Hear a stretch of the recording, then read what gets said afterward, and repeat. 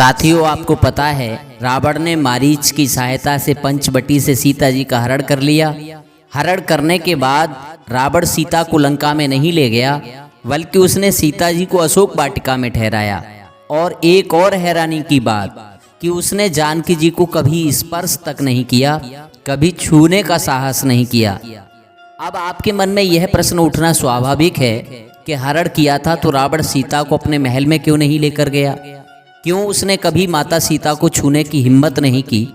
आज हम आपको इस वीडियो में रामायण का यही चौंकाने वाला राज बताने जा रहे हैं। साथियों, YouTube पर बहुत सी वीडियो में आपने देखा होगा कि लोग बाहर कुछ लिख देते हैं और जब हम उनके कंटेंट को देखते हैं तो भीतर कुछ और ही मिलता है। हम कभी ऐसा नहीं करते हैं, आप तक प्रामाणिक जानकारी पहुंचाते हैं। इसलिए आप चैनल पर पहली बार हैं तो कृपया चैनल को सब्सक्राइब जरूर करें, ताकि हमारा और आपका यह जुड़ाव निरंतर बना रहे। वीडियो शुरू करें उससे पहले एक निवेदन, वीडियो को लाइक कर दें, ये निःशुल्क है। लाइक करने में आपका कोई पैसा नहीं लगता है, बाद में आप लोग भूल जाते हैं। साथियों, रावण ने माता सीता का पंचवटी से हरण किया। हरण करने के बाद लंका नगरी में अपने महल में नहीं ले गया, बल्कि उसने माता सीता को अशोक वाटिका में ठहराया। और आप सभी ने ये सुना और देखा होगा कि रावण कभी सीता जी को छूने का साहस नहीं जुटा पाया, ना कभी उसने माता सीता को हाथ लगाया। रामायण की इस कहानी में बड़ा रोचक और गहरा राज छिपा हुआ है। आइए हम आपको बताते हैं कि क्या है ये पूरी कहानी। बात ढंग से समझनी है तो वीडियो को पूरा और अंत तक देखें। साथियों, भगवान श्री राम अपने वनवास की आखिरी साल में चित्रकूट छोड़कर पंचवटी आ जाते हैं। एक दिन पंचवटी पर लक्ष्मण जी और भगवान श्री राम ब्रह्म और जीव के संबंध में बड़ी सुंदर चर्चा कर रहे हैं, सत्संग कर रहे थे दोनों भाई पंचवटी पर। तभी दुष्ट हृदय रावण की बहन सुपर्णखा एक दिन पंचवटी पर विहार करने घूमने आती है। वह आकाश मार्ग से दंडकारण्य की शोभा देखते हुए जा रही थी। अचानक उसकी निगाह पंचवटी पर जाती है। वह देखती है कि पंचवटी पर बड़े सुंदर तपस्वी वेश में दो राजकुमार और उनके साथ एक स्त्री है। पंचवटी सो गई एक बारा, देख बिकल भई जुगल कुमारा। सुंदर युगल कुमारों को देखकर वह व्याकुल हो जाती है। रामायण में आया है कि स्त्री यदि काम वासना से पीड़ित हो जाए, कामांध हो जाए, तो मनोहर पुरुष को देखकर वह सुंदर पुरुष भले ही भाई, पिता या पुत्र ही हो, विकल हो जाती है और मन को रोक नहीं सकती। जैसे सूर्यकांत मणि सूर्य को देखकर द्रवित हो जाती है, पिघल जाती है, उसी प्रकार व्याकुल होकर सुपर्णखा रुचिर रूप धर प्रभु पे जाई, बोली बचन बहुत मुस्काई। सुंदर रूप धारण किया, पहुंची पंचवटी पर राम जी के पास और मुस्करा कर बोली, तुम सम पुरुष नमो सम नारी, ये संजोग विधि रचा विचारी। ना तो इस संसार में तुम्हारे समान कोई पुरुष है और न मेरे समान सुंदर कोई स्त्री है। कितनी अच्छी जोड़ी बनाई है विधाता ने। आगे अपना परिचय देते हुए बताया कि मैं त्रिलोक विजयी रावण की बहन हूँ और मम अनुरूप पुरुष जग माही, देखें खोज लोक तिहु नाही। मैंने तीनों लोकों में खोजा, मेरे लायक कोई पुरुष कोई वर संसार में अब तक नहीं मिला। ताते अब लग रही कुमारी, मन माना कछ तुम्हें निहारी। इसलिए मैं अब तक कुंवारी हूँ, अब जब तुम्हें देखा है तो चित्त ठहर गया है। मैं तुमसे विवाह करने को इच्छुक हूँ, बोलो क्या मुझसे विवाह करोगे। हालांकि सुपर्णखा झूठ बोल रही है। उसने यदुजिह्वे नाम के युवक से गंधर्व विवाह किया था, जिसे आजकल प्रेम विवाह कहते हैं। रावण को जब उसके विवाह का पता चला तो उसने उसके पति यदुजिह्वे को मार डाला था। आपके मन में यहाँ एक प्रश्न और उठ सकता है कि राम लक्ष्मण तो सत्संग कर रहे थे, ऐसे समय में ये कामरूप स्त्री क्यों आई। तो साथियों, याद रखना, जब हम ईश्वर चर्चा करते हैं, सत्संग करते हैं, भगवान की ओर जाने का प्रयास करते हैं, तभी ऐसी शक्तियां हमारे रास्ते में, हमारी भगवत भक्ति में रुकावट डालने के लिए आती हैं। लेकिन ये कर कुछ नहीं पाती हैं। यदि हम अपनी जगह ठीक हैं और विचलित नहीं होते तो ऐसी शक्तियां स्वयं अपमानित होकर भाग जाती हैं। इनका असर क्षणिक होता है, लेकिन साथियों ये इतना आसान भी नहीं होता। इनका प्रभाव बड़ा गहरा पड़ता है, हर किसी के बस की बात नहीं है। कुछ तो इस मुकाम पर पहुंचकर हथियार डाल देते हैं। छोटी मोटी कामनी सभी बिस्की बेल, दुश्मन मारे दांव से ये मारे हंस खेल। काल का आखिरी हथियार है, याद रखना। भगवान श्री राम ने सीता जी की ओर देखा। क्यों देखा? इसलिए देखा कि भगवान बताना चाहते हैं कि मेरे साथ मेरी भार्या सीता जी हैं, मुझे तुम्हारी कोई आवश्यकता नहीं है, हम एक नारी व्रत रखते हैं। और फिर कहा कि मेरा छोटा भाई कुमार है, तुम उसी के पास चली जाओ। अच्छा, लक्ष्मण जी के पास क्यों भेजा? क्योंकि भगवान देखना चाहते हैं कि अभी जो सत्संग चल रहा था, ब्रह्म और जीव की चर्चा चल रही थी, उसका परिणाम और स्वरूप कैसा है, सत्संग का असर हुआ कि नहीं हुआ। शूर्पणखा लक्ष्मण जी के पास गई, प्रणय निवेदन किया। लक्ष्मण जी ने कहा, सुंदरी, मैं तो उनका दास हूँ, पराधीन हूँ, तुम्हारे योग्य नहीं हूँ। लेकिन वह कामांध स्त्री कहाँ मानने वाली थी। अब लक्ष्मण जी ने यहाँ एक बड़ी सुंदर बात कही कि सुंदरी, सेवक होकर अगर कोई सुख की आशा करे तो सुख उसे नहीं मिल सकता। भिखारी होकर सम्मान की इच्छा करे तो व्यर्थ है। इसी प्रकार जिसमें अवगुण हो, जुआ खेलने का अवगुण, शराब पीने का अवगुण, उसके पास कभी धन नहीं टिक सकता। व्यभिचारी व्यक्ति यदि चाहे कि मेरी शुभ गति हो जाए तो कभी नहीं हो सकती। लोभी व्यक्ति यदि यश कीर्ति चाहे तो कभी लोभी व्यक्ति को यश नहीं मिल सकता। और अभिमानी व्यक्ति को चारों फलों में से, मतलब धर्म अर्थ काम मोक्ष में से एक भी नहीं मिल सकता। ये सब कार्य असंभव हैं। साथियों, तो यहाँ समझने वाली बात यह है कि यदि सेवक बनना है, अगर आप किसी के सेवक होना चाहते हैं तो सुख छोड़ना पड़ेगा। सम्मान चाहते हैं तो मांगना छोड़ दो। धन चाहते हो तो व्यसन मतलब गलत काम छोड़ दो। शुभ गति चाहते हो तो व्यभिचार छोड़ना पड़ेगा, तभी शुभ गति मिल सकती है। और यदि यश चाहते हो, मतलब ये चाहते हो कि लोग हमारी तारीफ करें, बढ़ाई करें, तो लोभ छोड़ दो। और चारों फल प्राप्त करने की उम्मीद करते हो तो अभिमान, अहंकार, घमंड छोड़ दो। तो साथियों, आखिर में क्या हुआ कि राम ने लक्ष्मण जी के पास भेजा। लक्ष्मण जी ने राम के पास। अंत में शूर्पणखा खिसिया गई और अपने असली राक्षसी रूप में आ गई। अपना भयंकर रूप प्रकट किया, सीता जी की ओर दौड़ी। राम जी ने लक्ष्मण जी को इशारा किया, लक्ष्मण अति लाघव सो नाक कान बिन कीन्ह, ताके कर रावण को मनहु चुनौती दीन। बड़ी फुर्ती से लक्ष्मण ने उसके नाक कान काट डाले, मानो शूर्पणखा के हाथों रावण को चुनौती दे रहे हो। अच्छा, नाक कान काटने का भाव क्या है, मतलब क्या है?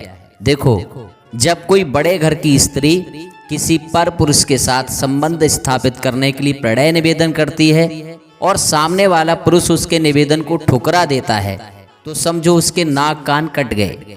कोई महिला यदि शूर्पणखा की तरह किसी पर पुरुष के साथ व्यवहार करती हो तो वो अपने कुल, खानदान और स्वयं की नाक ही तो कटा रही है। यही भाव है यहाँ। उसके बाद शूर्पणखा दंडक वन में ही रहने वाले अपने भाई खरदूषण के पास जाती है। वे 14 अक्षौहिणी सेना लेकर राम जी से युद्ध करने के लिए आते हैं। राक्षसों को अपनी ओर आता हुआ देखकर श्री राम लक्ष्मण को इशारा करके सीता जी को कंदराओं में छिपा देते हैं और अकेले युद्ध करते हैं। क्षण मात्र में भगवान श्री राम गाजर मूली की तरह राक्षसों को सेना सहित मार डालते हैं। खरदूषण के बारे में कहा जाता है साथियों कि वो रावण के समान ही बलशाली राक्षस थे। तब शूर्पणखा लंका में जाकर रावण को उकसाती है और कहती है कि सभा माझ परिव्याकुल बहु प्रकार दई रोए, तोय जियत दस्कंधर मेरी ये गत होए। रो पड़ी रावण के सामने जाकर, बोली तेरे जीते जी मेरी ये गति होनी चाहिए। रावण ने पूछा क्या हुआ, क्या बात है, ये तुम्हारा हाल किसने किया?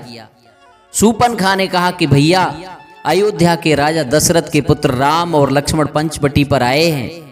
शूर्पणखा रावण की स्त्री लोलुपता के विषय में बहुत अच्छी तरह जानती है, इसलिए कहती है कि उन दोनों राजकुमारों का नाम राम और लक्ष्मण है। उनके साथ एक बहुत सुंदर तरुणी स्त्री है, उसकी सुंदरता के बारे में क्या बताऊं।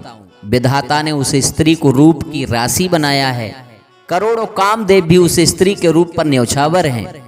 मैंने उस स्त्री से बात करनी चाहिए तो छोटे तपस्वी ने मेरे नाक कान काट डाले। जब मैंने बताया कि मैं रावण की बहन हूं, तेरी बहन हूं, तो मुझसे हंसी करने लगे। रावण ने कहा कि यहां आने से पहले तुम्हें दंडक वन में ही हमारे भाई खरदूषण के पास जाना चाहिए था। मैं गई थी खरदूषण के पास, वे सेना लेकर युद्ध करने भी गए, लेकिन उस बड़े तपस्वी ने सेना सहित खरदूषण का वध कर डाला। अब तो रावण को बड़ी चिंता हुई। खरदूषण का संहार सुनकर वह भयभीत हो गया, लेकिन सूर्पणखा को समझाया, बल दिखाया, सांत्वना दी और उसी समय अपने मायावी मामा मारीच के पास चल पड़ा, जो समुद्र के किनारे रहता था। साथियों, मारीच भगवान श्री राम के बल के विषय में पहले से ही जानता है, क्योंकि जब सुबाहु राक्षस के साथ विश्वामित्र का यज्ञ विध्वंस करने गया था, तब भगवान श्री राम ने सुबाहु को तो अग्नि बाण से मार डाला था और मारीच को बिना फल के बाण पर रखकर 100 योजन दूर समुद्र किनारे फेंक दिया था। मारीच ने बहुत समझाया रावण को, लेकिन बड़े लोगों के साथ छोटों की चलती कहाँ है, छोटों का जोर कहाँ चलता है। आखिर मारीच रावण के साथ जाने को तैयार हुआ। उधर भगवान श्री राम ने पंचवटी पर जब लक्ष्मण कंद मूल फल लेने चले गए, तब सीता जी से अकेले में कहा कि सुनो प्रिया व्रत रुचिर सुशीला, मैं कछु करब चहूँ नरलीला। तुम पावक में करहु निवासा, जो लग करूं निशाचर नासा। कहा कि जानकी जी, मैं अब कुछ मनुष्य लीला करना चाहता हूं। जब तक मैं सारे राक्षसों का संहार नहीं कर देता, तब तक तुम अग्नि में प्रवेश कर जाओ। सीता जी भगवान श्री राम के चरणों को हृदय में रखकर राम जी की आज्ञा से अग्नि में प्रवेश कर जाती हैं। अग्नि से जानकी जी की तरह एक छाया प्रकट होती है, जो बिल्कुल जानकी जैसी ही है। लेकिन याद रखना, हरण असली सीता का नहीं, बल्कि इन्हीं माया सीता का होता है। असली सीता तो अग्नि में प्रवेश कर चुकी थी। आप सभी जानते हैं कि मारीच सोने का मृग बना। सीता जी के बहुत आग्रह करने पर भगवान श्री राम धनुष बाण लेकर उसके पीछे गए। जैसे ही भगवान ने बाण छोड़ा, मायावी मारीच अपने असली रूप में आ गया और मरते मरते भी भगवान के साथ छल कर गया। मरते हुए उसने जोर से लक्ष्मण को राम जी की आवाज में सहायता के लिए पुकारा, लक्ष्मण मेरी सहायता करो, भैया लक्ष्मण मैं घोर संकट में हूं, भैया मेरी मदद करो। सीता जी ने जब राम जी की ये आवाज सुनी, तो लक्ष्मण जी को भगवान की मदद करने भेज दिया। अब पंचवटी सूनी हो गई। सूनी पंचवटी देखकर रावण तपस्वी के वेश में आया और अंत में इसने सीता जी का हरण कर लिया। जटायु वहीं पंचवटी पर रहता था। उसने जब राक्षस के हाथों जनक नंदिनी को जाते हुए देखा, तो रावण से युद्ध किया। कहा जाता है कि एक बार तो रावण को मूर्छित भी कर दिया, लेकिन बाद में रावण ने जटायु के पंख काट दिए। सीता जी को फिर से रथ में जबरदस्ती बिठाकर रावण लंका की ओर चला। सीता जी नाना प्रकार विलाप करते हुए जा रही थी। गिर पर बैठे कपिन निहारी, कहे हरि नाम दीन पटडारी। पर्वत पर कुछ बंदरों को बैठे देखकर सीता जी ने हरि नाम लेकर कुछ वस्त्र आभूषण वहां फेंक दिए। अबेद सीता है सो ले गयऊ, वन अशोक में राखत भयऊ। इस प्रकार सीता जी को रावण ले गया और अशोक वाटिका में रखा, मतलब लंका में, अपने महल में नहीं ले गया। क्यों? आइए अब हम बताते हैं इसका कारण और रहस्य कि माता सीता को अशोक वाटिका में क्यों रखा, लंका में अपने महल में क्यों नहीं लेकर गया रावण। तो साथियों, हुआ ये, रावण का एक सौतेला भाई था जिसका नाम था कुबेर। कुबेर को भगवान विष्णु ने अपने खजाने का मालिक बना दिया है। रावण से पहले लंका नगरी कुबेर के ही अधीन थी। कुबेर पर धावा बोलकर ही रावण ने लंका और पुष्पक विमान को छीना था। तो कुबेर का एक पुत्र था जिसका नाम था नलकूबर। रंभा नाम की एक अप्सरा नलकूबर की पत्नी थी। एक बार रावण समुद्र के किनारे टहल रहा था और रंभा अप्सरा आकाश मार्ग से उड़ती हुई जा रही थी। साथियों, रावण ने आकर्षक मंत्रों का प्रयोग करके रंभा अप्सरा को नीचे खींच लिया और जबरदस्ती पकड़कर अपने महल में ले आया। महल में लाकर बलात् संबंध बनाए। किसी तरह रंभा जब रावण की कैद से आजाद हुई, तो रोते हुए यह सारा समाचार उसने अपने पति नलकूबर को जाकर बताया। तब नलकूबर ने क्रोध में आकर रावण को श्राप दिया। ले जाने लगा महल में जब रावण रघुकुल की कन्या को नलकूबर का आ गया याद उस समय श्राप उस योद्धा को। क्या श्राप दिया था नलकूबर ने?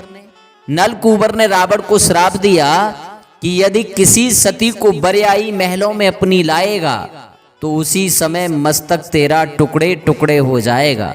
नलकूबर ने क्रोध में आकर रावण को श्राप दिया कि आज के बाद यदि तू किसी सती स्त्री को जबरदस्ती अपने महलों में लेकर आएगा और उसकी इच्छा के बिना उसे छूने स्पर्श करने की कोशिश करेगा तो तत्क्षण तेरे मस्तक के टुकड़े टुकड़े हो जाएंगे। यही कारण था साथियों, इसी डर के कारण रावण सीता जी को ना तो अपने महल में लेकर गया और ना ही उसने जानकी जी को स्पर्श करने का कभी साहस किया। उसे पता था कि यदि मैंने ऐसा किया तो नलकूबर के श्राप से मेरे मस्तिष्क के टुकड़े टुकड़े हो सकते हैं। तो दोस्तों, नलकूबर के श्राप के कारण ही रावण माता सीता को लंका में अपने महल में लेकर नहीं गया, बल्कि उसने माता सीता जी को अशोक वाटिका में ठहराया। उम्मीद करते हैं आज की वीडियो आपको पसंद आई होगी। वीडियो कैसी लगी कमेंट करके ज़रूर बताएं और अधिक से अधिक अपने परिजन मित्रों में से शेयर करें। आप यदि रामायण के ऐसे ही और तथ्य और कहानी जानना चाहते हैं तो कृपया चैनल पर विजिट करें। आपके लिए बहुत सारी वीडियो उपलब्ध हैं। आपके लिए हम ऐसी ही वीडियो लाते रहते हैं। वीडियो को लाइक कर चैनल को सब्सक्राइब ज़रूर करें ताकि हमारा और आपका यह जुड़ाव निरंतर बना रहे। आज के लिए इतना ही। मिलते हैं अगली वीडियो में शाम 5 बजे। तब तक आप सभी खुश रहें, प्रसन्न रहें। हम आपके लंबे सुखद और मंगलमय जीवन की कामना करते हैं। आप सभी को हमारी ओर से जय जय श्री सीताराम। भगवान आप सभी दर्शकों पर अपना वरद हस्त बनाए रखें। सीताराम।